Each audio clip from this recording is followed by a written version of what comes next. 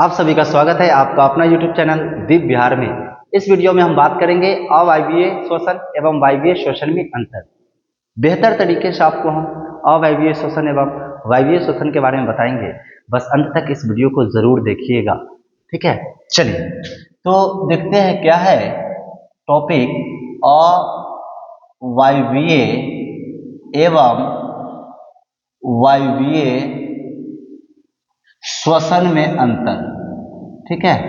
अवायवीय एवं वायवीय श्वसन में अंतर ध्यान रखिएगा। देखिए अवायवीय को इंग्लिश में बोला जाता है एनाएरोबिक। क्या बोला जाता है? एनाएरोबिक रेस्पिरेशन। और वायवीय को बोला जाता है एरोबिक रेस्पिरेशन। देखिए अब अंतर की बात है ना, तो 2 में अंतर करने की बात करें, 3 में अंतर करने की बात करें तो क्या परिभाषा नहीं लिखना होता। जब अंतर पूछ रहा है तो उसका डेफिनेशन नहीं लिखना, उसका परिभाषा नहीं लिखना है, बल्कि उसको हम 2 भागों में 2 पार्टों में बांटकर जो है अंतर करेंगे, ठीक है। जैसे कि हमने यहाँ पे इसको चलो 2 भागों में बांट लिया। एक तरफ आपका क्या है? अवायवीय है। क्या है? अवायवीय हमने लिख लिया। दूसरा तरफ हमने क्या लिख लिया? वायवीय लिख लिया। अब ऐसे पार्ट करके और तब हम जो है अंतर करेंगे। इससे क्या होता है कि आप जब प्रश्न को बनाइएगा और आपका कॉपी किसी के पास जाएगा चेक करने के लिए, किसी भी टीचर के पास तो चेक करेंगे ही ना, तो इस तरीके से अगर आप अंतर करके और तब प्रश्न को बनाइएगा इस हिसाब से, तो चेक करने वालों को पूरा क्लियरिटी दिखेगा कि हाँ बच्चा बेहतर ढंग से लिखा है, बेहतर ढंग से अंतर किया है, तो आपके मार्क्स के चांस क्या होते हैं वहां पे बढ़ जाते हैं। तो अवायवीय और वायवीय में अंतर की बात करते हैं तो सबसे पहले देखिए अवायवीय और वायवीय श्वसन जो है वो श्वसन का चरण है, ये श्वसन का पार्ट है। तो अवायवीय में हम पहला अंतर लिखेंगे, ध्यान रखिएगा कि यह श्वसन का प्रथम चरण है। याद रखिएगा यह श्वसन का प्रथम चरण है, ठीक है।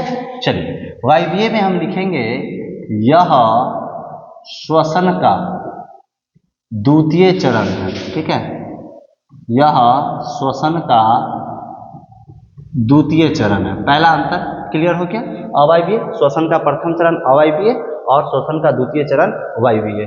दूसरा याद रखना है इसमें, यह क्रिया ध्यान रखना है, यह क्रिया ऑक्सीजन की अनुपस्थिति में, ठीक है, अनुपस्थिति में होता है, ठीक।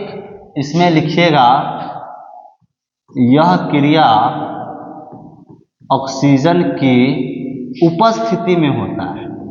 क्या होता है? ऑक्सीजन की उपस्थिति में होता है। इसका मतलब ध्यान रखिए कि अवायवीय श्वसन के लिए ऑक्सीजन की जरूरत नहीं, मतलब बगैर ऑक्सीजन की अनुपस्थिति में अवायवीय श्वसन संपन्न होती है, और वायवीय श्वसन भाई करने के लिए इसको ऑक्सीजन की आवश्यकता होती है। तो अनुपस्थिति और यह है उपस्थिति। तीसरा याद रखिएगा इसमें अंतर, अवायवीय श्वसन में यह क्रिया कोशिका द्रव में होती है। यह क्रिया अवायवीय श्वसन कहाँ होगा भाई?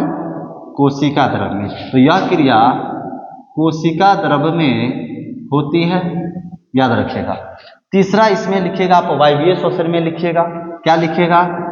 यह क्रिया माइटोकॉन्ड्रिया में होती है। कहाँ पे होती है भाई?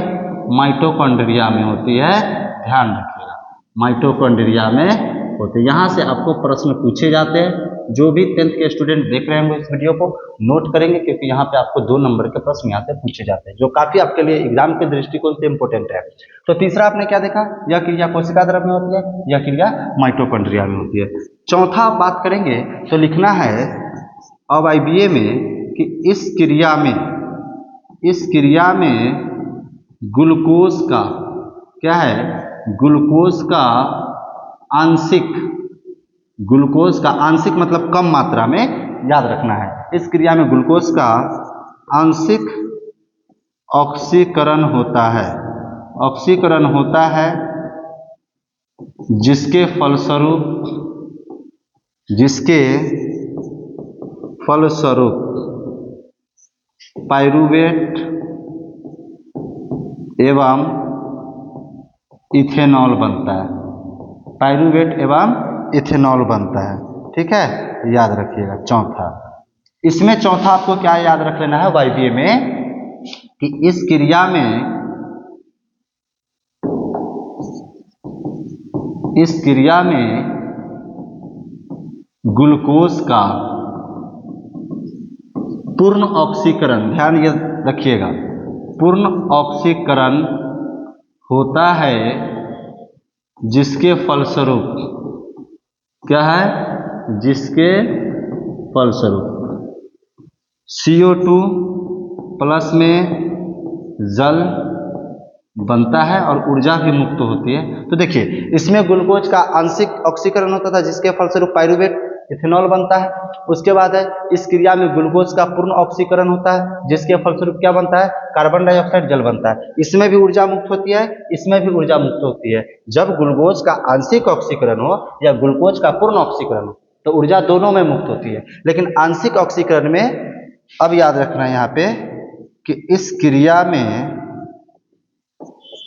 कम मात्रा में क्या है, इस क्रिया में कम मात्रा में ऊर्जा जो है मुक्त होती है। और इसमें पांचवा याद रखिएगा कि इस क्रिया में क्या है, इस क्रिया में अधिक मात्रा में ऊर्जा मुक्त होती है।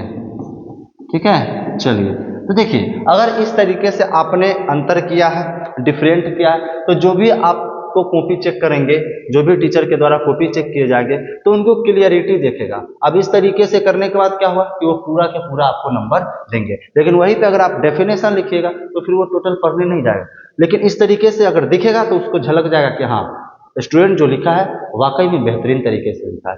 तो ये अवायवीय एवं वायवीय श्वसन में अंतर था। इस वीडियो के माध्यम से आपने अवायवीय श्वसन एवं वायवीय श्वसन में अंतर को देख लिया है, आपने यहाँ से सीख लिया है कि कैसे हमको अंतर करना है किसी प्रश्न में।